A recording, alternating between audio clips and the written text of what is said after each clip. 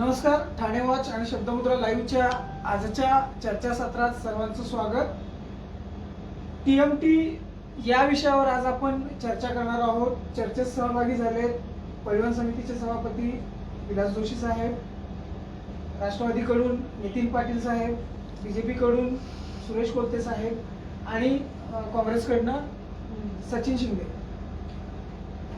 एकंदर पाहिल्यास ठाणे शहराला परिवहन सेवेची गरज असल्याचं आनंद दिघे साहेबांनी ओळखलं होतं आणि त्यातून त्यांनी 1986 ला परिवहन समितीची स्थापना केली. 9 फेब्रुवारी 1989 ला ठाणे शहरात पहिली बस धावली. त्या बसची संख्या किती होती यापेक्षा 89 पासून आतापर्यंतचा 32 वर्षाचा कालखंड पाहिलास टीएमटी कधी फायद्यातच आली नाही. इथे बसलेले सर्व सदस्य हे गेल्या वर्षभरापासून 2 वर्षापासून समितीत कार्यान्वित असतीलही, परंतु मागच्या 32 वर्षाचा ठोकताळा त्यांनी त्यांच्या नजरेनं पाहिलेला आहे.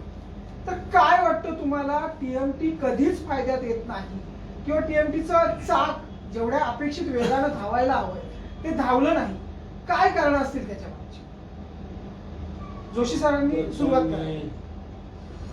शब्दमुद्रा आणि ठाणे वॉच यांनी हा अत्यंत ठाणेकरांच्या दृष्टीने महत्त्वाचा विषय आपण हाताळता आहात, त्याबद्दल माझ्या सर्व सन्माननीय या ठिकाणी उपस्थित सदस्य जे आहेत त्यांच्या वतीने मी आपले आभार मानतो आणि आपल्याला कल्पना देतो की ठाणे शहरातीलच नव्हे, महाराष्ट्रातील नव्हे तर जगातील कुठलीही परिवहन सेवा ही लोकांसाठी असल्यामुळे ती फायद्यामध्ये कधीच नाही. कुठलीच सेवा फायदेशीर चालत नाही, कारण ही कमर्शियल ॲक्टिव्हिटी नाही, ही लोकांना सेवा देण्यासाठी आहे आणि ते कमीत कमी दरामध्ये जास्तीत जास्त अंतर त्या लोकांना पार करता यावं या दृष्टीने ही सार्वजनिक वाहन व्यवस्था करण्यात आलेली आहे. धर्मवीर दिघे साहेबांनी जी व्यवस्था सुरू केली होती त्याही वेळेला हाच हेतू होता की ठाणेकरांना बसची सेवा उपलब्ध झाल्यामुळे येण्या जाण्याचा मार्ग, त्यांना स्टेशनपर्यंत येण्याचा जो मार्ग आहे किंवा ती सोय आहे ती चांगल्या रीतीने उपलब्ध होईल, हा मूळ हेतू होता. आणि तदनंतर मग ठाणे शहराचा जसा जसा विकास होत गेला आणि ठाणे शहर सर्व दृष्टीने प्रगतिशील मार्गावरती येत गेलं, त्यावेळेला मग घोडबंदर असेल, कळवा असेल किंवा इतर पूर्व भाग असेल या ठिकाणी अधिकाधिक वस्ती वाढत गेली आणि मग अधिकाधिक बसेसची निर्मिती होत गेली. गेल्या 30 वर्षाच्या कालावधीमध्ये आता बघायला गेलं तर प्रत्येक सभापती ज्या ज्या पक्षाचा असो, कारण इथे जो कुठल्याही पक्षाचा जरी सभापती असला तरी त्याच्या मनामध्ये ठाणेकरांना अधिकाधिक चांगली बस सेवा परिवहन सेवेच्या माध्यमातून दिली जावी हाच हेतू आहे आणि त्या दृष्टीने वेळोवेळी निरनिराळ्या प्रकारच्या सुधारणा होत गेलेल्या आहेत. कोलते साहेब, सभापतींनी जो मुद्दा मांडला त्याच मुद्द्याला अनुसरून तुम्हाला विचारतोय की कुठलीही परिवहन सेवा ही ना नफा ना तोटा या तत्वावर चालवली जाते आणि ती तशीच चालवावी असं अपेक्षित आहे, परंतु किती वर्ष या टीएमटीनं मुख्य महापालिकेचा टेकू घेऊनच कारभार करावा हा एक नवा प्रश्न त्या निमित्तानं होतोय आणि त्याला जबाबदार कोण असेल, कोण आहे?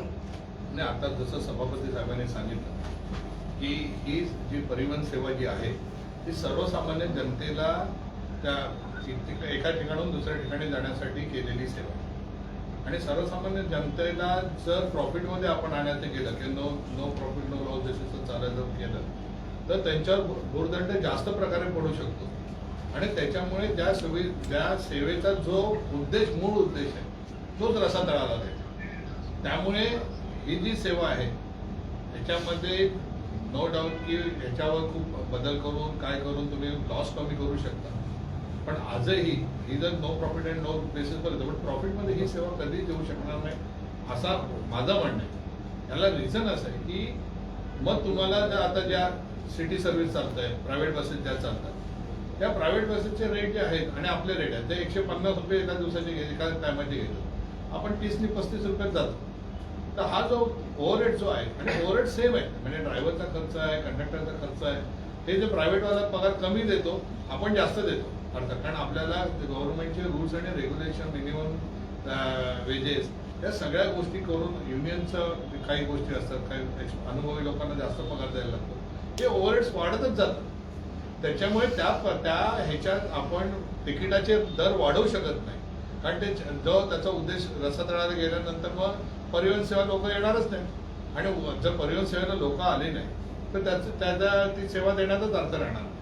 तर माझा हा जो आहे की उद्देश जो आहे परिवहन सेवेचा, कुठल्याही शहरामध्ये बघा तुम्ही की सर्वसामान्य जनतेला द्यायचं सेवा देणं हाच एक मूळ उद्देश आहे. त्यामुळे ती प्रॉफिटमध्ये कधीच येऊ शकते. सचिनजी, साधारणपणे गेल्या काही वर्षांचा एक ठोकताळा पाहिला तर 4,80,000 प्रवासी TMT मधून प्रवास करतात. जवळपास 63,135 किलोमीटरचा प्रवास TMT करते असं म्हटलं जातं. पण तेच करत असताना त्याच वेळात ज्या प्रायव्हेट बसेस मार्केटमध्ये रस्त्यावरती फिरतायत, जवळपास 700च्या आसपास या बसेस रस्त्यावर आहेत, त्याचा फटका TMT ला बसतोय का? असं सभापती साहेबांनी सांगितलं की कुठलीच परिवहन सेवा ही फायद्यात नाहीये, मग राज्याची म्हणा, केंद्राची म्हणा, महापालिकेची म्हणा, परंतु ही सेवा जास्तीत जास्त लोकांपर्यंत पोहोचण्याकरता काम करायची जबाबदारी ही संबंधित व्यवस्थापनाची असते, संबंधित संचालकांची असते. जसं तुम्ही म्हटलात, तो एक खूप मोठा अडथळा आहे. परिवहन सेवा, तुमचा जो पहिला प्रश्न होता की परिवहन सेवा अजून भरारी का घेत नाही किंवा ती सेवा अजून लोकाभिमुख का होत नाही, याचं मूळ कारणच म्हणजे मी जेव्हा सभागृहात होतो तेव्हाही याच प्रश्नावर माझा भर होता. ज्यावेळेस मी सभागृहात होतो त्यावेळेस खाजगी बसेसचा मुद्दा हा मोठ्या प्रमाणात त्यावेळेस चालू होता. आजही त्याच्यात काय कमी नाहीये. हा खरं म्हणजे परिवहनच्या उत्पन्नाला खूप मोठे चॅलेंज आहे. तुम्ही जर बारीक अभ्यास केला तर जसं तुम्ही म्हटलं की 700 बसेस खाजगी बसेस फिरतात आजही. आज प्रत्यक्ष परिवहन सेवेच्या बसेस किती आहेत? 300-350 बसेस आमच्या धावत आहेत. त्या धर्तीवर खाजगी बसेस जर 700 धावत असतील तर निश्चितपणे याचं नुकसान परिवहनात होणार आहे. मग मूळ प्रश्न असा आहे की ही खाजगी बसेसची जी वाहतूक होते ती रोखणं हे काम आमचंच आहे. त्यावेळेस मी संबंधित सभागृह प्रश्न उपस्थित केला होता. मी आरटीओच्या अधिकाऱ्यांची भेट घेतली होती. त्यांना मी सांगितलं की तुम्ही का कारवाई करत नाही, तर त्यांनी आम्हाला सांगितलं की ठाणे महापालिका आम्हाला या बसेसवर कारवाई केली तर ह्या बसेस ठेवायला ठाणे महानगरपालिकेने जागा दिली. त्याच्यामध्ये एक पत्र दाखवलं त्यांनी, पण ठाणे महापालिकेने त्यांना ती पार्किंगच्या बसेस जमा केलेल्या जातात तर ठेवायचे पुढं, हा एक प्रश्न होता. म्हणजे हा प्रश्न ठाणे महापालिकेने जर सोडवला असता तर कदाचित त्या बसेसवर कारवाई झाली असती आणि ती संख्या जर खाजगी बसेसचं प्रमाण जर कमी झालं असतं तर निश्चितपणे ऑटोमॅटिकली महापालिकेची ती जबाबदारी होती आणि जर ती महापालिकेने पूर्ण केली नाही मग त्याला जबाबदार सत्ताधारी होतात. निश्चितपणे सत्ताधारी असं नाही म्हणणार, जो सत्तेत असतो तो कुठलाही पक्ष असो, परंतु त्यांनी महापालिका प्रशासनाला पत्र दिलं होतं. त्यावेळेस संबंधित जे प्रशासन होते, मग राज्यकर्ते जे कोण होते महापालिकेत, त्यांनी त्या ह्याच्यासाठी पाठपुरावा करायला पाहिजे होता. मी स्वतःही केला होता, परंतु ती महानगरपालिकेने जागा दिलीच नाही. आणि खाजगी वाहतूक ही मुळात करतं कोण, हाही मोठा विषय आहे. या खाजगी वाहतूकदारांच्या पाठीशी काही राजकीय पुढाऱ्यांचे हात आहेत आणि म्हणून ही खाजगी वाहतूक दिवसेंदिवस खूपच चालले आणि त्याचा कळत न कळत परिणाम हा परिवहनच्या उत्पन्नावर होतोय. सहोदय महोदय, ज्या पद्धतीनं सचिन शिंदेनी सांगितलं की राजकीय पुढाऱ्यांचं पाठबळ असल्यामुळे खासगी बसेसचं पेव वाढत चाललंय, काय म्हणाल याच्यावर?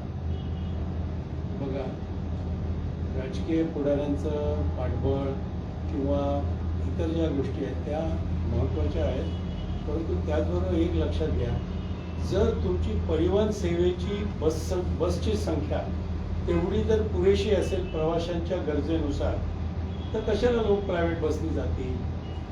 मुळात प्रश्न असा आहे की ठाण्याची महानगरीची लोकसंख्या तुम्ही आता जर सध्या विचारात घेतली तर केंद्र सरकारची जी नियामक मंडळ आहे त्यांनी 1,00,000 लोक वस्ती करतात 30 बसेस, हे त्यांचं म्हणणं असतं. म्हणजे त्याचा असं स्टँडर्ड फॉर्म्युला आहे.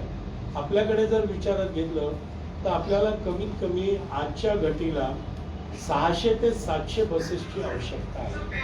परंतु या 600 ते 700 बसेस धावायच्या जर म्हटल्या या ठिकाणी, तर त्याची संख्या विचारात घेतली तर त्या ठिकाणी त्यांचं पार्किंग, त्याचप्रमाणे त्या कुठून कुठपर्यंत धावणार त्या, आणि दुसरी गोष्ट त्याकरता लागणारं आर्थिक पाठबळ हे आपल्याकडे सध्याच्या स्थितीत उपलब्ध नाही. त्यामुळे जेवढी संख्या आपल्याकडे उपलब्ध आहे, आपल्या सर्वांना माहिती आहे की करोनाच्या कालावधीमध्ये आपल्याकडे जवळजवळ सर्व जी सेवा होती परिवहनची ती आपण योग्य रीतीने पुरवू शकत नव्हतो, कारण आपले कर्मचारी सुद्धा काही करोनाग्रस्त होते. ज्या बसेसच्या होत्या आपल्याकडे त्या सुद्धा आपण परिवहन सेवेच्या बसेस सुद्धा ॲम्ब्युलन्स आणि इतर कामासाठी, आरोग्य सेवेसाठी वापरल्या होत्या. त्यामुळे आपल्याकडे त्यावेळेचं जे उत्पन्न होतं परिवहन सेवेचं जेमतेम 2.5-3 लाख रुपये ते 4.5 लाख रुपयापर्यंत आलं. साहेब, ज्या वेळेला ते ॲम्ब्युलन्स साठी वगैरे वापरलं तर ते ठाणे महानगरपालिकेकडून ते भाडे तत्वावर दिले होते की आपण त्यांना विनामूल्य दिल्या होत्या. आपण परिवहन सेवेने काय होतं त्यावेळेला लोकांचा जीव वाचवणं हा सर्वात महत्वाचा भाग होता. त्यावेळेला तुम्ही भाडे तत्वावर मागताय का आणखी कुठल्या तत्वावर असं नाही. आपण जसा आदरणीय पालकमंत्री किंवा आयुक्त किंवा माननीय महापौर यांनी जे सांगितलं ताबडतोब 2 रात्रीमध्ये सर्व ॲम्ब्युलन्स वगैरे तयार केल्या. आपले ड्रायव्हर्स महानगरपालिकेचे अन्य कुठले ड्रायव्हर मिळत नव्हते, बाहेरचे सुद्धा. परिवहनच्या ड्रायव्हर्सने स्वतःचा जीव धोक्यात घालून त्यावेळेला या बसेसची ॲम्ब्युलन्सवरती त्यांनी काम केलं. परिवहनचे सेवेच्या लोकांनी इतर हॉस्पिटल्समध्ये पेशंट नेले आणि मला खेद वाटतो अतिशय की आपले काही कर्मचारी त्याच्यामध्ये दगावले सुद्धा.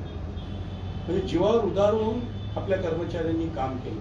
त्यावेळेला जेमतेम 4.5 लाख रुपये ते 2.5 लाखापासून ते 4.5 लाख रुपयापर्यंत उत्पन्न होतं. परंतु आपल्या सर्वांच्या, माझ्या सर्व सहकाऱ्यांच्या मदतीने आपण बघू शकता की 17,96,000 पर्यंत आम्ही ते नेलेले, म्हणजे 18 लाख, परवा तर 18,23,000 पर्यंत आपण उत्पन्न नेलो. तेवढ्याच बसेस, त्याच बसेसची संख्येत वाढ झालेली नाही. तेवढ्याच बसेस आहेत, तेवढ्याच बसेस GCC तत्वावर म्हणजे कंत्राटी पद्धतीने त्या आनंदनगर डेपोमधनं ज्या निघतात तर तेवढ्याच आहेत, तेवढ्याच तेजस्विनी बसेस आहेत. पण कर्मचाऱ्यांनी दिलेल्या सहकार्यामुळे, परिवहन सेवेच्या सदस्यांनी जे उपक्रम हाताळले त्यामुळे हळूहळू आपण उत्पन्न वाढवतो आहे आणि लोकांना अधिकाधिक चांगली सेवा देण्याचा प्रयत्न करतोय. परंतु आजही मी स्पष्टपणे सांगेन की नगरसेवकांची मागणी, प्रवाशांची मागणी विचारात घेता आपण त्यांना या बसेस संख्येमुळे पुरे पुरवू शकत नाही. त्याच्यामध्ये संख्येमध्ये वाढ झाली पाहिजे. आदरणीय पालकमंत्र्यांकडे आम्ही जातो, त्यांनाही आम्ही वारंवार विनंती करतो. माझे सर्व सहकारी सदस्य आहेत ते गृहनिर्माण मंत्री माननीय जितेंद्र आव्हाड साहेब यांच्याकडे पण जातात, त्यांनाही सांगतात आणि लवकरात लवकर आमच्या बसेसची संख्या लवकरच वाढेल असं सर्व सन्माननीय सदस्यांच्या वतीने मी सांगू शकतो, कारण आपण पाठपुरावा करतो. साहेब, आपण आता बोललात की परिवहनच्या ड्रायव्हर आणि कंडक्टर वगैरे या लोकांनी कोविड काळामध्ये जीव धोक्यात घालून लोकांना सेवा दिली, तर त्यामध्ये काही दगावले सुद्धा दुर्दैवाने. तर ते त्या जे कोविड काळात दगावलेत तर त्यांना अनुकंपा तत्वावर नोकरी, त्यांच्या मुलांना किंवा त्यांची राहिलेली देणी वगैरे त्याबाबत आपण काही शासकीय नियमानुसार ज्यांना आम्ही ताबडतोब पाठपुरावा करायला सुरुवात केली आणि आम्हाला असं लक्षात आलं की केंद्र सरकारची आणि राज्य शासनाची जे योजना आहे त्यानुसार त्यांना 50 लाख रुपये मिळाले पाहिजे. आणि आम्ही ते आमच्या अधिकाऱ्यांनी पण पाठपुरावा केला, मी स्वतः पण पाठपुरावा केला, आयुक्त साहेबांनी पाठपुरावा केला, एकनाथ शिंदे साहेब आपले आदरणीय पालकमंत्री यांनी आम्हाला आदेश दिले की याच्या संबंधी तुम्ही कार्यवाही करा. आणि मला म्हणजे सांगायला एक प्रकारचं हे होत आहे की समाधान आपण देऊ शकलो की 4 सदस्यांना आपण 50 लाख रुपयाप्रमाणे ही जी रक्कम आहे पुण्याला जाऊन त्या लोकांनी पाठपुरावा केला आणि आपण देऊ शकलो काही सदस्यांना. परंतु त्याचबरोबर हेही आहे की त्यांचे शासनाचे नियम असे असतात की तो तिथे कार्यरत होता का, त्याच वेळेला त्याला करोना झाला का हे सिद्ध करा वगैरे. अन्य कर्मचाऱ्यांना सुद्धा आपण जे करोना काळात दगावले त्यांच्या सुद्धा करता पाठपुरावा करतोय. आणि आपण जर विचारला अनुकंपा तत्वावरती त्यावेळेला सरकारने सांगितलं होतं की या अनुकंपा तत्वाची जी नियमावली आहे त्यामध्ये करोना काळात करोनामुळे जे दगावलेले आहेत, जो ड्युटीवर असलेला कर्मचारी त्याला अनुकंपा तत्वावरती प्राधान्य द्यावं असं आहे. पण आपल्याकडे ज्यावेळेला नवीन कर्मचाऱ्यांची भरती होईल त्यावेळेला आपण निश्चित शासनाच्या आदेशानुसार आपण ते कार्यवाही करू आणि त्या लोकांना निश्चितपणे त्यांच्या पात्रतेनुसार आपण परिवहन सेवेमध्ये किंवा अन्य सेवेमध्ये महानगरपालिकेच्या अन्य सेवांमध्ये समाविष्ट करून घेण्याला काहीच हरकत नाहीये. उलट त्यांच्या बिचाऱ्यांचं रोजीरोटी चालू राहिली पाहिजे. नक्कीच ही परिवहन समितीची परिवहन सेवेची एक चांगली बाजू आहे. परंतु गेल्या अनेक वर्षांचा जर इतिहास बघितला तर प्रत्येक वेळेस टीएमटी वरती परिवहन सेवेवर भ्रष्टाचाराचे आरोप होत आलेले आहे. नुकत्याच झालेल्या महासभेमध्ये जवळपास 54-55 बसेस 5च वर्षात भंगारात काढण्याची वेळ टीएमटी वर आलेली आहे. काय म्हणणं आहे तुमचं या संदर्भात पाटील साहेब? मी सांगतो तुम्हाला, आमचे सन्माननीय सदस्य उत्तर देतीलच, परंतु तुम्हाला मी सांगू शकतो सभापती या नात्याने ज्या कोणी सदस्यांनी अशा प्रकारचे विधानं केली असतील ते गैर आहे. कारण गेल्या 3 ते 4 वर्षापासून इथे बघू शकता तुम्ही अजूनही जाऊन डेपोमध्ये वागळे आगारमध्ये आणि कळवा आगारामध्ये ज्या बसेस शासकीय नियमानुसार 10 वर्षापेक्षा अधिक वापरात आहेत, ज्यांचे 6 लाख पेक्षा अधिक किलोमीटर चाललेले आहेत आणि ज्या नादुरुस्त स्थितीमध्ये आहेत त्यांच्या दुरुस्तीचा खर्च हा नवीन बस घेण्याच्या पेक्षा जास्त होऊ शकतो. त्याच बसेस फक्त बरोबर आहे. करण्याचा प्रस्ताव आहे. महानगरपालिकेच्या विषय पत्रिकेतच नमूद केलं होतं की अवघ्या 5 वर्ष उलटलेल्या बसेस भंगारात काढण्यात येत आहे. मला हे मी परिपत्रक किंवा तो जो विषय आहे तो मी बघितला नव्हता, परंतु 5 वर्षाची बस माझ्या सर्व सन्माननीय सदस्यांना माहिती आहे हे शक्यच नाहीये. कारण ती तुम्हाला प्रस्तावच टाकता येणार नाही. 10 वर्ष कमीत कमी जुनी पाहिजे आणि 6 लाख किलोमीटर ती चाललेली पाहिजे आणि ते सुद्धा आरटीओ ची परवानगी, आरटीओ ला प्रत्येकचा गाडीचा चेसी नंबर हे सगळं कळवावं लागतं आणि ती बस चालू शकते की नाही हे बघण्याकरता आरटीओचे इन्स्पेक्टर इथे येतात. आरटीओचे इन्स्पेक्टर आपल्या आगारांमध्ये आले, कळवा आगारामध्ये आले आणि शिंदे साहेबांना पण माहिती आहे ते सदस्य होते, त्यांनी सगळ्या सदस्यांनी ते बघितलं, ते लोक आले, चेक केलं. आम्ही सांगितलेला गाडीचा नंबर, आम्ही सांगितलेला त्या गाडीच्या नंबरवर तोच चेसी नंबर आहे की नाही हे सर्व तपासणी केली आणि नंतर तो अहवाल दिलेला आहे. बरोबर आहे ना? एकंदर पण परिवहन सेवेवर वारंवार भ्रष्टाचाराचे आरोप केले जातात. या आधी आपल्या ह्या समितीतल्या काही सदस्यांना कोर्टाने दोषी ठरवलेला आहे. अर्थात तो तुमच्या कार्यकाळातला भाग नाहीये, खूप आधीचा कार्यकाळ आहे की काही सदस्यांना दोषी ठरवलेला आहे. तुमचं काय म्हणणं आहे पाटील की ओव्हरऑल जो भ्रष्टाचाराचा आरोप होतो काय? सर्वप्रथम शब्दमुद्रा आणि ठाणे लाईव्हचे आम्ही आभारी आहोत की एक चांगले विषय की तुम्ही जनतेपर्यंत पोहोचत आहेत की जनतेलाही माहिती पाहिजे की समिती जी परिवहन समिती जी जनतेच्या माध्यमातून जिकडे जाते ती कशा प्रकारे काम करते. सर्वप्रथम तुम्ही जो पहिला प्रश्न जो तुम्ही केला की भ्रष्टाचाराचा आरोप, परंतु मी तुम्हाला सांगू इच्छितो की आम्ही या समितीमध्ये आमची जेव्हा निवड झाली त्याच्यात 3 दिवसानंतर करोना चालू झाला. करोनामध्ये आमची निवड होऊन देखील आम्ही करोनाला बाजूला करून जेणेकरून जनतेसाठी काय आम्हाला काम करता येईल, कशा प्रकारे सेवा देता येईल, तसे आमचे सभापती महोदय 12-12 तास 13-13 तास सर्व सदस्य आम्ही सर्व वर्ग अधिकाऱ्यांना घेऊन आम्ही त्या पद्धतीने सर्व काम करत आलेलो आहे. म्हणून तुम्ही जो मुद्दा मांडला की भ्रष्टाचार हा कोणत्याही प्रकारे आम्ही इथे होऊ देणार नाही आणि कोणी अधिकारी करत असेल तर ते मी खपवून घेणार नाही, हे आम्ही या माध्यमातून जनतेला आम्ही कळवतो. दुसरा मुद्दा मांडला की 5 वर्ष जुन्या ज्या बसेस वगैरे ही कोणीतरी चुकीची आपल्याला माहिती दिलेली आहे. कारण की इथे आलेले सदस्य हे ग्रास लेवलचे कार्यकर्ते म्हणून या पदावर जनतेची कामं करण्यासाठी आलेले आहेत. आम्ही सर्व नियम अटी पाळून सगळं आरटीओ असेल, विविध प्रकारच्या ज्या ज्या काही स्कीम असतील त्या पद्धतीने पाहिलं असाल की कळवा आगार असेल किंवा वागळे डेपो असेल, ज्या वेळेला आम्ही पहिली इथे आलो त्यावेळेला आम्ही पाहिलं की आमचा दरवाजा ज्याप्रमाणे घरात आपण जातो की दरवाजा आपला चांगला पाहिजे. त्यामुळे आम्ही जेव्हा आलो बघितलं दरवाजामध्ये आमची एवढ्या प्रकारचे सगळं हे भंगार आणि हे पडलं होतं, सगळं पडलं होतं. मध्ये आम्ही कामं करून हा विषय इथे आणलेला आहे की जेणेकरून त्या पैशातून आम्हाला नवीन बसेस हे पुरवता येतील. त्यानंतर तुम्ही जो विषय पहिले घेतला की की प्रायव्हेट ज्या बसेस चालत आहेत त्या बाबतीमध्ये त्या प्रायव्हेट बसेसच्या आंदोलनातून नितीन पाटील हा इथे आलेला आहे. ही निवड मी जनतेसमोर या प्रायव्हेट बसेसच्या आंदोलनामार्फतच मी इथे आलेलो आहे. ते देखील त्यावेळेला देखील आमच्या देखील केसेस झाल्या, परंतु ही पण आता जबाबदारी ती खासगी बस वाहतूक थांबवण्यासाठी तुम्ही काय अजिबातच पावलं उचललं? आम्ही आता करतोय, चालू आहे आमचं. परंतु काय असतं की आम्ही 3-4 वेळा आता गाड्या परत त्या हे केल्या. आम्ही ज्या ज्या ठिकाणी आमचे जे कर्मचारी वर्ग आहेत ते सकाळी तुम्ही पाहाल तर सकाळी 7:30ला कधी काकाही असतात, कधी मी असतो, कधी सगळे सदस्य आम्ही आमची कामं करत असतो. परंतु आता सेवा द्यायची तर लोकसंख्या झपाट्याने वाढत आहे. त्यामुळे आम्हाला नवीन बसेस जर इलेक्ट्रॉनिक बेसवर आल्या की कुठल्या इलेक्ट्रिक डिझेल जे शासनच्या बस देतील, केंद्र शासनाच्या माध्यमातून असतील या तुमच्या राज्याच्या माध्यमातून त्या बसेस जर आम्हाला मिळाल्या तर आम्ही तो नक्की सांगतो की ह्या प्रायव्हेट बसेस बंद होतील. आणखी एक आमची मागणी आहे तुमच्या माध्यमातून महाराष्ट्र सरकारना बातमी आहे.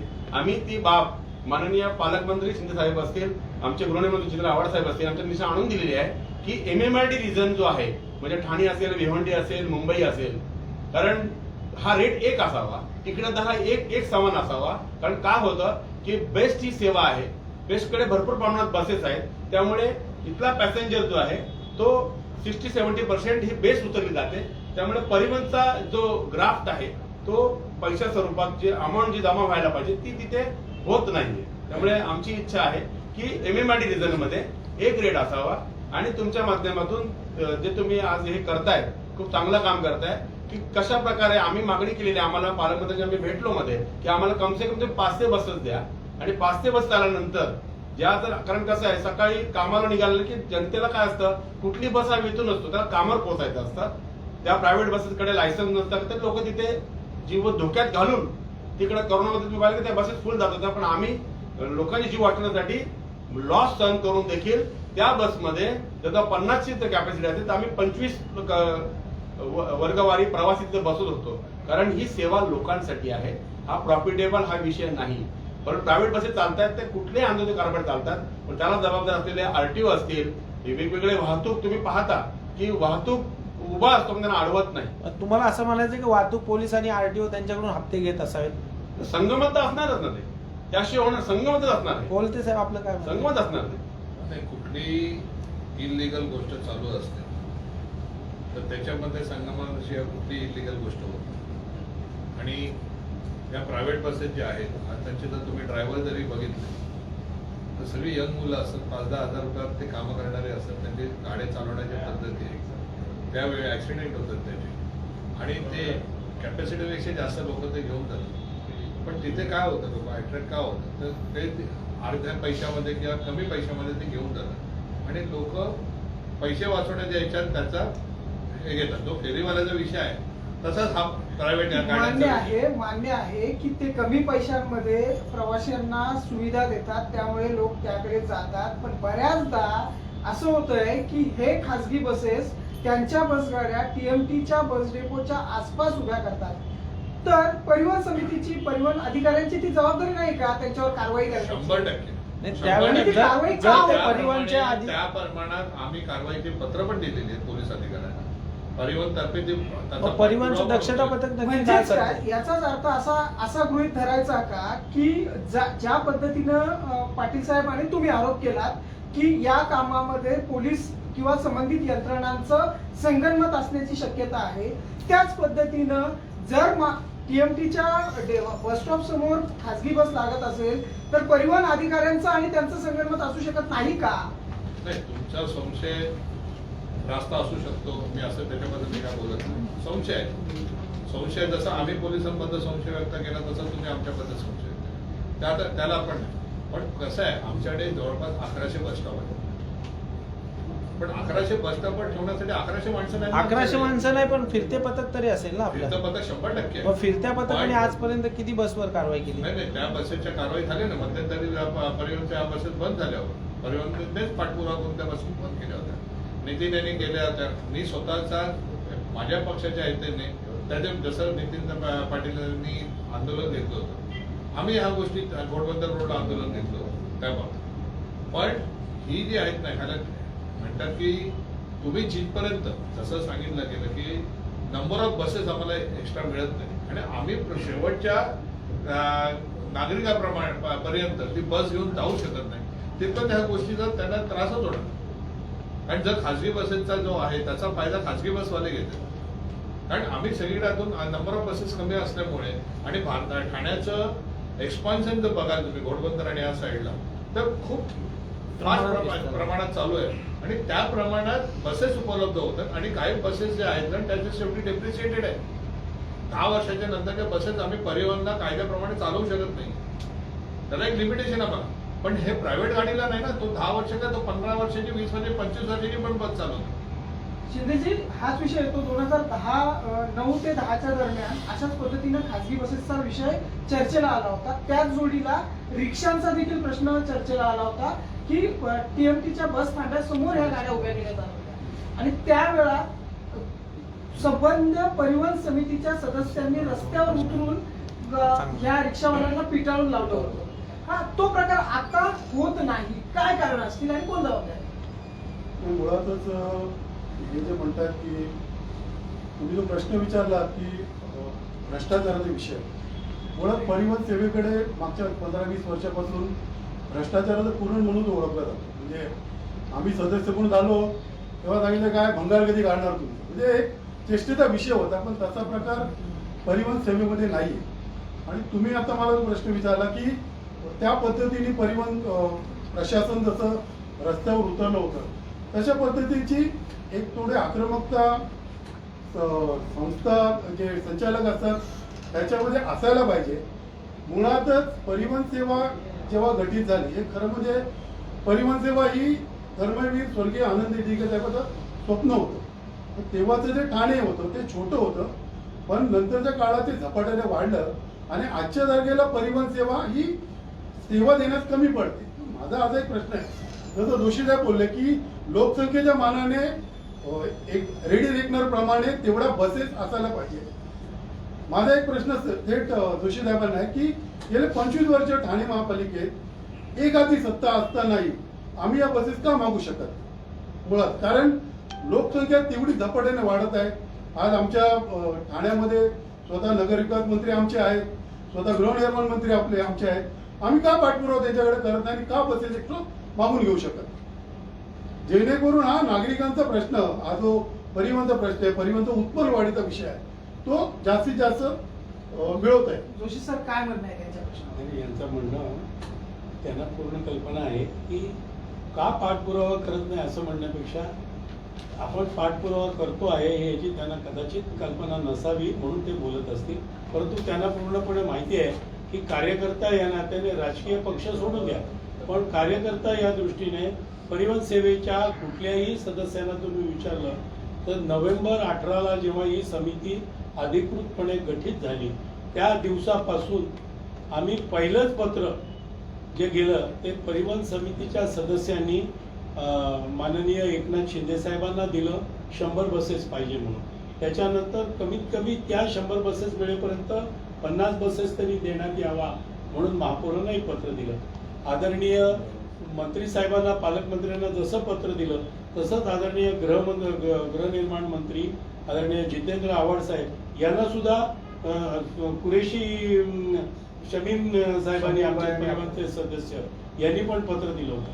परंतु काय आहे की परिवहन सेवेला निधी उपलब्ध करून देताना MMRDA रिजनमधनं तो त्यावेळेला शक्य झालेला नाही. परंतु आता सध्याच्या काळामध्ये शुद्ध हवा आली पाहिजे आणि या एअर पोल्युशन कमीत कमी करण्याकरता म्हणून ज्या योजना आहेत केंद्र सरकारच्या, राज्य शासनाच्या, त्याच्यावरनं 38.4 38.4 इतके कोटी रुपये सँक्शन झालेले आहेत आणि ते त्या पैशातनं आपल्याकडे ते परिवहन सेवेकडे वर्ग करावे अशी आम्ही आयुक्त साहेबांना विनंती केलेली आहे. आदरणीय पालकमंत्री साहेबांना पण विनंती केलेली आहे. ते पैसे आलेले आहेत आणि लवकरच ते पैसे आपल्याकडे वर्ग झाले की आपण इलेक्ट्रिक बसेस किंवा CNGच्या बसेस ज्या आहेत, कमी पोल्युशन करणाऱ्या किंवा नॉन पोल्युशन करणाऱ्या, प्रदूषण न करणाऱ्या आपण खरेदी करू शकतो. त्याचबरोबर आदरणीय पालकमंत्र्यांनी आणि जितेंद्र आव्हाड साहेबांनी, गृहनिर्माण मंत्री साहेबांनी पण हे सांगितलेलं आहे की जसं GCC तत्वावरती आपण त्या परिवहन आनंदनगर, धर्मवीर आनंदनगर डेपोमध्ये बसेस घेतल्या आणि त्या चालवायला दिल्या. त्याचप्रमाणे आपण असं बघतोय की इलेक्ट्रिक बसेस देणारी कंपनी, तुम्ही बसेस खरेदी करा आणि आम्हाला द्या, आणि तुमचा ड्रायव्हर आमचा कंडक्टर, आणि अशा तत्वावरती त्या बसेस ठाणे नगरीमध्ये चालाव्यात अशी आमची इच्छा आहे. त्याकरता 2-3 आमच्याकडे कंपन्यांचे लोक येऊन गेलेले, त्यांनी सांगितलं पण आहे असं. आता तो विषय जो आहे तो महासभेमध्ये आम्ही देणार आहोत. महासभेमध्ये ते मंजूर झाले की मग त्या बसेस आपल्याकडे येतील. त्या बसेस आल्या की ताबडतोब आपण अधिक चांगली सेवा देऊ शकतो. पण जोपर्यंत कुठलीही कार्यसमिती, आपली परिवहन समिती कितीही कार्यक्षमतेने काम केलं तरी सुद्धा त्या बसेसची संख्या जोपर्यंत वाढत नाही तोपर्यंत नागरिकांना आपण अधिक चांगली सेवा देणं केवळ अशक्य आहे. जोशी सर, लाईव्ह शो आपला चालू आहे आणि याच्यामध्ये काही नागरिकांनी प्रश्न विचारलेले आहेत की राहुल सुंबे म्हणून एक व्यक्ती आहेत, त्यांनी प्रश्न विचारला आमचं अनुकंप तत्वाचं काय झालं, आणि आज 6 वर्ष झाली माझं नाव नोंदणी केलेलं आहे पण आम्हाला भरती करून घेतलं नाही आहे साहेब, तेही विनंती त्यांनी तुमच्याकडे केलेली आहे, काय सांगाल? बरोबर आहे. ज्या व्यक्तींनी अनुकंपा तत्वावरती अर्ज केलेले आहेत त्या प्रत्येक अनुकंपा तत्वावर शासकीय नियमानुसार जे माझ्या कार्यकाळामध्ये मला भेटलेले आहेत त्या प्रत्येक व्यक्तीला किंवा त्या दगावलेल्या कर्मचाऱ्याच्या मुलांना किंवा मुलींना आम्ही ताबडतोब त्यांची लिस्ट इथे आपल्याकडे जे डिपार्टमेंट आहे त्याच्यामध्ये आम्ही तपासून बघतो आणि जशी जशी सोय होईल त्याच्याप्रमाणे आपण देतो. 100पेक्षा अधिक त्याच्यामध्ये व्यक्ती आहेत की ज्यांना ही नोकरी पाहिजे. मला सुद्धा संवेदना आहेत, परंतु शासनाचे नियम असे आहेत की त्यांना अनुकंपा तत्वावरती भरती करण्याकरता सध्या ते आपल्या हातात नाही आहे. परंतु शासनाने जेव्हा हे अनुकंपा तत्वावरती मान्यता देतील त्यावेळेला प्रथम त्यांची जी लिस्ट आहे त्याप्रमाणे सिनियरिटी प्रमाणे त्यांना नक्कीच भरती करून घेऊ. सर, दुसरे गणेश पाटील म्हणून आहेत, त्यांनी देखील प्रश्न विचारला आहे. ठाणे परिवहन सेवा ठाणे महानगरपालिकेच्या आस्थापनामध्ये, एक मिनिट सर, त्यांनी असं म्हटलंय की ठाणे परिवहन सेवा ठाणे पालिकेच्या आस्थापनामध्येच विलीन करावी. हां बरोबर.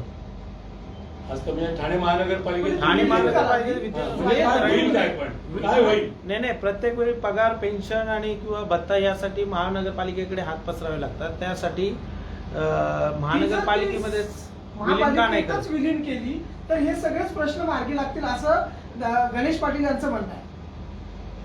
म्हणजे ही परिवहन समिती वगैरे काही नको. हा. आणि मग काम कोण करणार की ते महापालिकेच? म्हणजे कारण का सर, महापालिकेचे कारण अधिकारी- त्यांनी कारण असं सांगितलं प्रत्येक अडचणींच्या वेळी किंवा आर्थिक समस्यांचे पगार असेल, ग्रॅज्युटी असेल, पेन्शन असेल किंवा भत्ता वगैरे असेल, त्यासाठी आम्हाला ठाणे महानगरपालिकेसमोर हात का पसरावे लागतात दरवेळी? धोरणात्मक निर्णय आहे, याच्याविषयी मी काही सध्या बोलणं हे योग्य होणार नाही. त्यांनी त्यांचा प्रस्ताव जो आहे तो सन्माननीय नगरसेवकांकडे पाठवावा, की महासभेमध्ये पाठवावा, आणि तिथे मंजूर झालं तर मी काही त्याविषयी बोलणं. जयदास मोरे म्हणून आपले दर्शक आहेत, त्यांनी विचारलंय छोट्या छोट्या कामांसाठी परिवहनच्या बसेस आगारात उभ्या आहेत, त्या आधी रिपेअर का नाही होत? हा, अगदी बरोबर, योग्य प्रश्न आणि विचारला तुम्ही त्यांनी. स्वतः त्याचं शहानिशाही केली होती. हा? आणि त्यांनी असंही सुरुवातीच्या काळात त्यांनी तुम्ही थोडंसं स्वतःही बघितलं. विनोदीही म्हटलेलं आहे की परिवहनचं पुरण चरणारे चरून गेले, आता जोशी साहेब तरी काय करतात? नाही, परिवहन सेवेचं पुरण चरणारे चरून गेले, बरोबर आहे. पण त्यांनी मी काय करणार हा जो प्रश्न विचारलाय ना त्याचं मी उत्तर देतो. पुरण जरी चरून गेले असले तरी धर्मवीर दिघे साहेबांच्या बरोबर काम केलेले आम्ही सगळे लोक आहोत. त्यामुळे दगडावरती शेती कशी करायची ना हे आम्हाला पूर्णपणे माहिती आहे. पुरण चरणाऱ्यांनी जरी केलं ना तरी दगडावरती शेती करणारे आम्ही लोक आहोत, आणि निराश न होता आम्ही हे उत्पन्न जे आहे ना हे वाढवलेलं आहे. आम्हाला तुम्हाला सांगायला आनंद वाटेल की जेव्हा जेव्हा आम्हाला स्पेअर पार्ट मिळत नव्हते, टायर मिळत नव्हते आणि अन्य अडचणी होत्या, त्याला परिवहन समितीच्या सदस्यांनी स्वतः परिश्रम घेतलेले आहेत.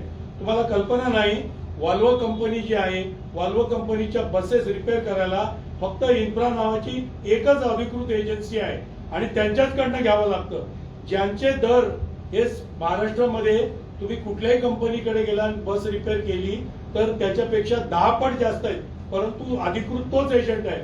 परंतु ज्या इन्फ्रानी 10 लाख रुपये सांगितले होते एका बसचे, त्या 10 लाख रुपयामध्ये आमचे सन्माननीय सदस्य तानाजी पाटील आणि इतर आमचे सहकारी यांनी पुढाकार घेतला. आम्ही तिथे स्वतः त्या डेपोत गेलो, त्यांनी माणसं आणली, ते रिपेअर केली त्या बसेस.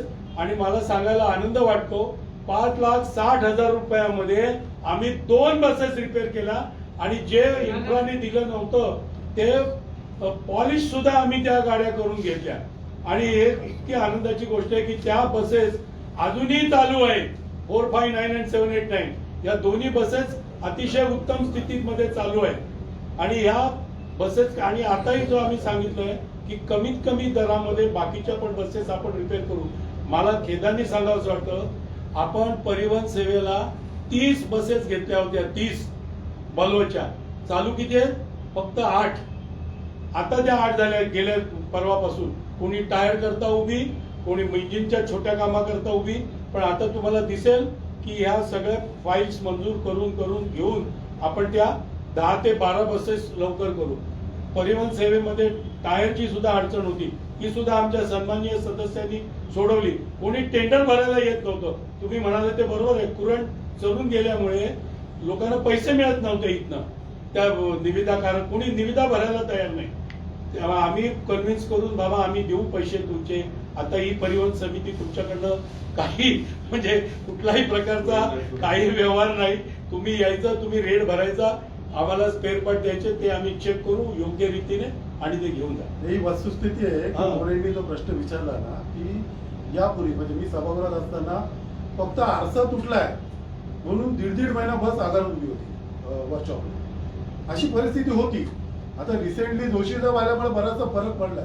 तरीही प्रशासकीय अनास्था ही होणं खूप गरजेचं आहे. हे खरं आहे. कारण मी बघितलंय असा इतिहास आहे हा परिवहनचा. एखाद्या अधिकाऱ्यावर एखाद्या कर्मचाऱ्यावर कारवाई केली एखाद्या अधिकाऱ्याने तर त्या कर्मचाऱ्याला वाचवण्याकरता काही राजकीय नेते मंडळी देतात आणि त्यावेळेस परिवहनचा गाडा चालवताना तारेवरची कसरत होते. आम्ही ही फॅक्ट मी अनुभवलेली म्हणून. म्हणजेच हा अर्थ त्यातून काढायचा का की परिवहन समितीचं इथल्या प्रशासनावर अंकुश नाही. नाही परिवहन समितीचा नाही अंकुश म्हणताय. आहे. परिवहन समितीचा अंकुश आहे म्हणून हे तुम्हाला दिसतंय. तुम्हाला कल्पना नाही.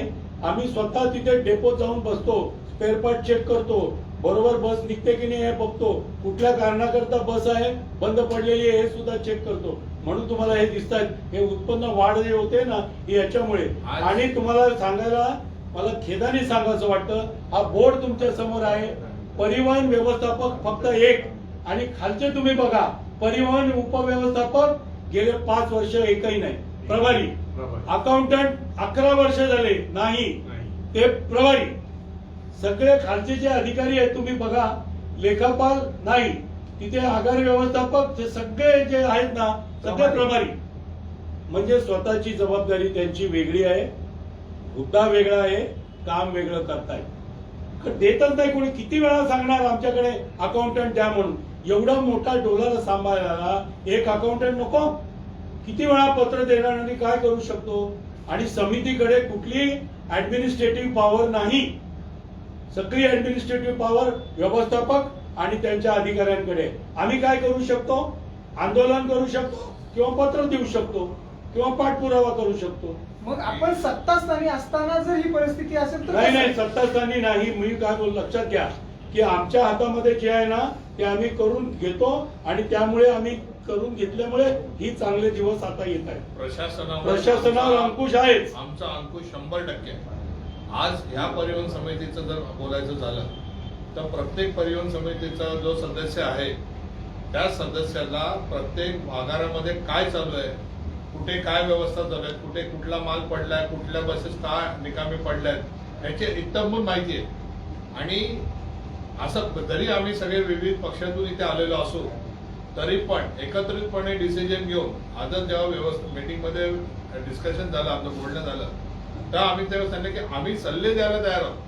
सल्ल्यापेक्षा आमच्याकडे जी वेगवेगळ्या प्रकारची जी टीम आहे त्याच्यात प्रत्येकाला एक वेगवेगळा ज्ञान आहे आणि त्याचा फायदा परिवहनला 100% होतो. आणि हे व्यवस्थापक किंवा बाकीचे परिवहनचे जे अधिकारी आहेत तेही मान्य करतील. कारण सगळ्या गोष्टींमध्ये आम्ही आता सांगितलं साहेबांनी, आता सभापती साहेबांनी की बसेस ज्या निर्माण रिपेअर केल्या तर मी चेंजेस थोडंसं करतो त्याच्यात की 5 लाख नाही आपल्याला आला त्याच्यात खर्च, 2 लाखामध्ये तो नाही, खर्च नाही, आला. 2 बसेस केल्या. हा तर त्याच्यामुळे आपण जे हा आणि हे जे आहे अभ्यासपूर्वक अभ्यास करून त्याच्यात सोल्युशन सगळी दिली जात आहे. आता जे व्यवस्थापकांकडे अधिकार नव्हते ते समितीने पाठपुरावा करून ते अधिकार आणून दिले आज. आणि प्रत्येक सदस्य हा तिथे जर हे बनवायचं कुठल्याही बसच्या खाली वाकून पण आम्ही कचरे बघितलेले आहेत. त्यामुळे बसचे काय प्रॉब्लेम आहे आज टेक्निकली जरी बोलले कुठल्याही 12 आमच्या सगळ्या सदस्यापैकी कोणालाही तर त्याला माहिती आहे आणि त्याच्यामुळे व्यवस्थापनावर आमचा 100% अंकुश आहे आणि व्यवस्थापनाला आम्हाला उत्तर देताना मुश्किल होते. या चर्चेच्या शेवटी जाताना नाही, मी बोलतो तो प्रश्न विचारला ना एकाने की परिवहन सेवा महापालिकेत विलीन का नाही करणार. हे जर सगळं रकाना जर व्यवस्थित आलं तर परिवहन सेवा आपोआप चालणार ना चांगली. जी अडचण त्यांनी बोलून दाखवली हे जर यांना पुरेसं मिळालं तर निश्चितपणे परिवहन सेवा स्वतः सक्षमपणे उभी राहील. नाही याच्यावर मी 1-2 मिनिटं बोलतो. हा. माननीय पंतप्रधान मोदी साहेबांनी सांगितलं की IAS ऑफिसर झाला म्हणून त्याला धंदा करायचा ऍडमिनिस्ट्रेशन नो डाऊट त्याच्याकडे अधिक काय तेवढी हुशारी ऍडमिनिस्ट्रेशन करायची, पण बिझनेस स्किल असण्याची गरज नाही म्हणून ते बिझनेस IAS ऑफिसर चालवेल असं नाही. तसंच परिवहनचं आहे. परिवहनचं कमिशनरच्याच अंडर येतं. कमिशनरवर किती प्रकारचा बोजा आहे आणि त्याला जर सेपरेट याच्यासाठी केलंय की हा सगळा हा जो व्यवहार हा ऍडमिनिस्ट्रेटिव्ह नाही आहे, हा practically business commercial point of view आहे. त्यामुळे इथे जो व्यवस्थापक बसतो त्याला कमर्शियल नॉलेज आणि त्या पद्धतीने विचारशक्ती करणाराच माणूस इथे पाहिजे आणि हे सेपरेटच आहे. म्युन्सिपाल्टीच्या महानगरपालिकेच्या ज्या ऍक्टिव्हिटीज चालतात या ऍडमिनिस्ट्रेटिव्ह आहे. रस्ता रिपेअरिंग करणं, हे करणं, पाणी पुरवठा करणं, ह्या सुविधा देण्याचं ही पण सुविधा आहे, पण ह्याच्यामध्ये बिझनेस गोष्ट ही परिवहनमध्ये 100% येते. त्यामुळे ती महानगरपालिकेमध्ये विलीन जर केली गेली तर ही अजूनही नुकसानीमध्ये निघते. चर्चेच्या शेवटाकडे जाताना काही सूचना आपल्या दर्शकांनी केलेल्या आहेत.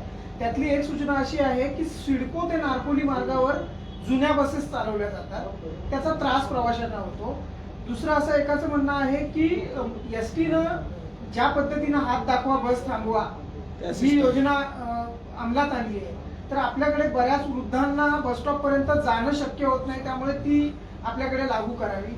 आणि आता जसं तुम्ही म्हटलात, कोलते साहेब जसं म्हटले की प्रशासनाचा किंवा कमर्शियल व्ह्यू असलेला एखादा अधिकारी असावा, तर एकाने तर असं म्हटलेलं आहे की ठाणे परिवहन सेवेला स्वतंत्र IAS अधिकारी असावा.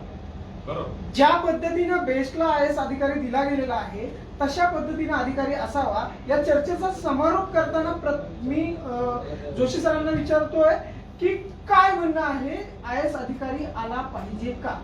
IAS अधिकारी असण्यापेक्षा मी सांगेन की जो ज्याला ऍडमिनिस्ट्रेशनचा उत्तम अनुभव आहे आणि ज्याला टेक्निकल नॉलेज आहे, काही टेक्निकल नॉलेज असलेले BSTचे अधिकारी रिटायर्ड झाल्यावरती किंवा काही सेवेतनं निवृत्त झाल्यावरती किंवा इकडे स्वेच्छानिवृत्ती घेतलेले इथे आले होते आणि त्यांच्या काळात ती जी परिवहन सेवा चालली ना त्यांच्या तांत्रिक सल्ल्यामुळे आपण चांगल्यामध्ये निश्चित काम करू शकतो. परंतु त्याचबरोबर सध्याचे जे परिवहन व्यवस्थापक आहेत ते सुद्धा आम्हाला म्हणजे आमच्या दृष्टीने आम्ही बघितलं की एक तर त्यांना नॉलेज चांगलं आहे, ऍडमिनिस्ट्रेटिव्ह ते काळजी व्यवस्थित घेतात आणि एकंदर व्यवहार जो आहे दैनंदिन त्याच्यावरती पण त्याचं बारकाईने लक्ष देतात. ही ऍडिशनल कमिशनर दर्जाचा जो त्यांची सेवा किंवा पात्रता आहे त्या दर्जाचेच ते आहे. त्यामुळे ते चांगल्या रीतीने अधिक काळ राहिले इथे तर ते चांगल्या रीतीने हाताळू शकतील.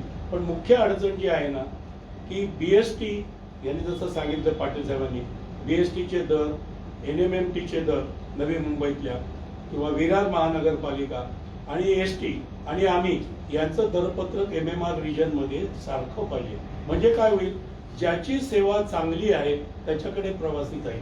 आता काय होतंय, ज्याच्या दर स्वस्त आहे तिकडे जातो आणि बसची संख्या वाढली ना तर माझी निश्चित खात्री आहे की ज्या सन्माननीय प्रेक्षकांनी सूचना केलेल्या आहेत की बाबा इकडे बस पाहिजे, तिकडे नारकोली आणि ही जुनी बस चालवू नका, मलाही खेद नाही का होणार. मी स्वतः जेव्हा बसनी प्रवास करतो, एक ज्येष्ठ नागरिक म्हणून मी सुद्धा त्या बसनी प्रवास करतो ना तर पास घेऊन, परंतु त्यावेळेला मलाही जाणवतो ना की खडखड आवाज करणारी बस असली की मलाही वाटतं ना की जर चांगली बस असेल तर आपण प्रवास सुखाचा होऊ शकतो. तर ठाणेकरांना सुखाचा प्रवास मिळावा, करता यावा, अधिकाधिक बस सेवा उपलब्ध व्हावी याकरता माझे सर्व सन्माननीय परिवहन समितीचे सदस्य हे जास्तीत जास्त परिश्रम घेत असतात आणि ती सेवा देण्याचा प्रयत्न करत असतात. फक्त आमची एवढीच अपेक्षा आहे की प्रशासनाने म्हणजे महानगरपालिकेने आणि आदरणीय पालकमंत्री आणि गृहनिर्माण मंत्री यांनी आम्हाला अधिकाधिक बसेस लवकरात लवकर द्याव्यात. त्यामुळे आणि इलेक्ट्रिक बसेस आल्या ना तर बघा इतका सुखकारक प्रवास होईल की सगळ्यांना होईल. आता सॅटिस करता आपण मोठं तिकडे सोय केलेली आहे सगळ्या बसेस करता पार्किंगला ईस्टला, तिथे चार्जिंग स्टेशन वगैरे पण केलेलं आहे. त्यामुळे परिवहन सेवा अधिक सुखकर प्रवास हे आम्ही निश्चित देऊ शकतो. आणि मुख्य सांगायचं म्हणजे आमचे जे कर्मचारी आहेत ठाणे परिवहन सेवेमधले त्यांचं सुद्धा त्यांच्या संघटनेच्या माध्यमातून चांगलं सहकार्य लाभतं. तुमच्या माध्यमातून तुम्हाला सांगू इच्छितो की ही समिती त्यापासून समिती स्थापन झाली, तुळशीदाई आमचे सभापती झाले, त्यानंतर आम्ही पाठपुरावा लक्षात आला आमच्या, पण आम्ही सगळे ग्रास लेवलच्या असल्यामुळे लक्षात आलं की परिवहन समिती जर किंवा परिवहन सक्षम करायची असेल तर त्या ठिकाणी आपण काहीतरी उपाययोजना केल्या पाहिजे. तर पहिले म्हणजे ते तुम्ही म्हटले की इथे जे अधिकारी पूर्वी यायचे व्यवस्थापक म्हणून ते त्यांच्याकडे डबल चार्ज असायचे. महानगरपालिकेचा चार्ज असायचा आणि म्हणजे 20% ती थांबायची इकडे, त्यामुळे कामं होत नव्हती. परंतु आम्ही समितीमध्ये ठरावच असा पास केला की आम्हाला शासनाकडे जो ठराव जो पाठवला माननीय पालकमंत्र्यांकडे आणि गृहनिर्माण मंत्री आव्हाड साहेबांकडे आम्ही जो ठराव असा पाठवला की आम्हाला व्यवस्थापक हा पूर्ण वेळ नॉलेजेबल आणि त्याची ऑर्डरच अशी आली पाहिजे की जो पूर्ण वेळ हे परिवहनच सांभाळेल. वारंवार ती तुम्ही ना मागणी आमची मान्य झाली. चांगला अधिकारी आणि बसेसची संख्या वाढवा असं तुम्ही वारंवार मागणी करताय. महापालिकेत सेनेची सत्ता आहे, राज्यात सरकार आहे महाविकास आघाडीचं, मग आता तुम्हाला बसेस आणि प्रशासकीय अधिकारी काही केंद्राने द्यायचे का? म्हणून तुम्हाला म्हणतो ना मी की ते आम्हाला ते अधिकारी आता मिळाले, आम्हाला ते अधिकारी आलेले आहेत. तर करोनाचा काळ होता, ते अधिकारी आम्हाला इथे आता आलेले आहेत आमच्याकडे. त्यानंतर दुसरा म्हणजे विषय असा की पूर्वी 2010 पर्यंत काही गोष्टी पूर्वीच्या घडल्या होत्या, त्यामुळे महासभेने सगळे अधिकारी परिवहनचे काढून घेतले होते. तर या महासभेमध्ये जोशी साहेबांच्या आपण सर्व जे काही सर्व नगरसेवकांनी यांनी केलेल्या मदतीमुळे आम्हाला सर्व अधिकार ते आता मिळालेले आहेत. आमचं चालू आहे की आता करोना आता तुम्ही बघताय की परतीच्या मार्गावर आहे, आम्ही आमच्या पद्धतीने काम करत आहोत. परंतु आमची तुम्हाला देखील एक विनंती राहील तर तुम्ही देखील आज ठाणेकरात आहात की ह्या बसेस ठाण्यासाठी कशा जास्तीत जास्त येतील तर तुम्ही देखील आम्हाला सहकार्य करावं अशी अपेक्षा आम्ही तुमच्याकडे. तुम्हाला सांगायला आनंद वाटेल की आम्ही प्रत्येक ठिकाणी इतकं जागरूक असतो आणि नागरिकांना भेटतो, प्रवाशांना भेटतो. तुम्हाला सांगायला उत्पन्न वाढीच्या दृष्टीने आणि नागरिकांच्या सोयीसाठी माझीवाडा ते भिवंडी आम्ही चालू केली, दिवा ते वाशी सर्व्हिस सुरू केली, मुंब्रा भिवंडी, मुंब्रा मीरा रोड, साठेनगर मागचं ते शिवाजी हॉस्पिटल, पूर्वेला मोठी सोय आपण केली ते सॅटिसच्या माध्यमातून. त्याचप्रमाणे मुंब्रा ते छत्रपती शिवाजी टर्मिनस आणि आजच्या दिवशी सकाळी 9:30 वाजता आपले परिवहन समितीचे सदस्य मान्य बालाजी काकडे यांनी गोलाईनगर ते कळवा पूर्व अशी सोय सुरू केली. हे जिथे जेवढ्या बसेस उपलब्ध आहेत ना त्याच्यामध्ये जास्तीत जास्त कशी चांगली सेवा देता येईल याकरता आम्ही 9:30ला सर्व उद्घाटन केलं ना तुम्ही सकाळी गोलाईनगर ते कळवा पूर्व. शिवाजीनगर आणि कसं आहे माहितीये का ते ती बस पटरी पार करून इकडे येणारच नाही.